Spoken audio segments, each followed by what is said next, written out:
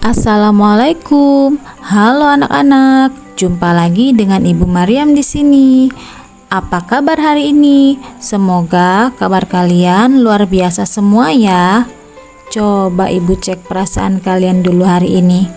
Dari icon-icon how I feel ini, mana yang kalian pilih? Tentu kalian semua bahagia dan semangat ya. Atau ada yang bersedih hari ini? Kenapa? Baik. Semoga tidak bersedih lagi ya setelah pembelajaran asyik hari ini. Hari ini kita akan belajar tentang apa ya? Ada yang tahu? Ya, hari ini kita akan belajar tentang teks prosedur sambil membuat sesuatu yang seru dan bermanfaat loh. Apa ya kira-kira? Ada yang tahu? Ya, kita akan membuat celengan dari kaleng bekas. Wah, menarik kan? Yuk kita mulai. Anak-anakku sekalian, sebelum membuat sesuatu, tentu saja kita harus menentukan tujuan apa yang akan kita buat dulu ya. Kemudian kita juga harus paham alat dan bahan apa saja yang akan kita perlukan. Dan yang terakhir, tentu saja kita harus memahami langkah-langkah pembuatannya. Supaya apa? Supaya sesuatu yang kita buat itu hasilnya sesuai dengan yang kita harapkan. Nah, langkah-langkah atau cara melakukan sesuatu itu disebut prosedur.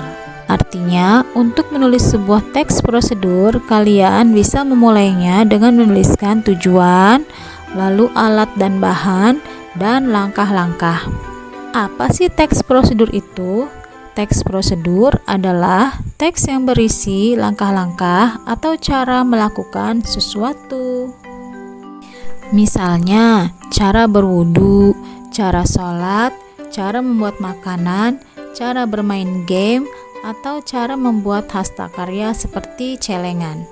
Nah, untuk membuat sesuatu, tentu kita punya tujuan juga. Seperti tujuan pembelajaran kita pada hari ini yaitu membuat celengan yang ramah lingkungan. Jadi, tujuan itu adalah hasil akhir yang diharapkan dari yang kita lakukan. Untuk membuat sesuatu, tentu kita perlu alat dan bahan ya.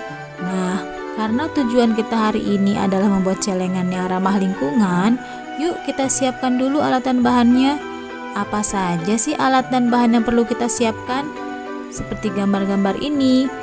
Ada kaleng bekas, kertas warna atau kain perca, gunting, lem atau selotip, spidol atau stiker, dan cutter.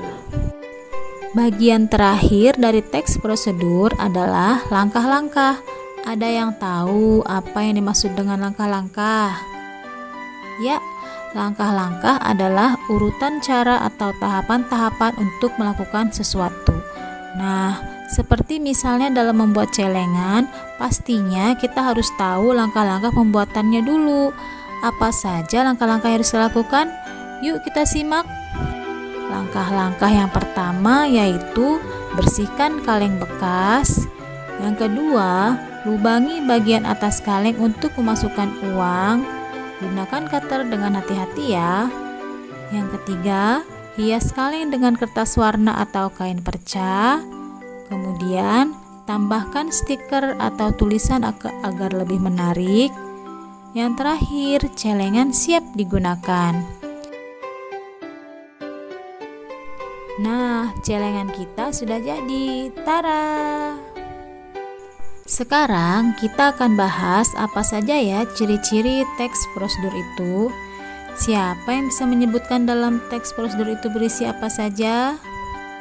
Ya, ada tujuan, langkah-langkah, dan ada alat atau bahan. Hebat!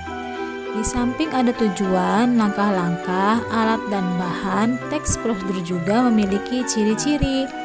Apa saja ciri-ciri teks prosedur?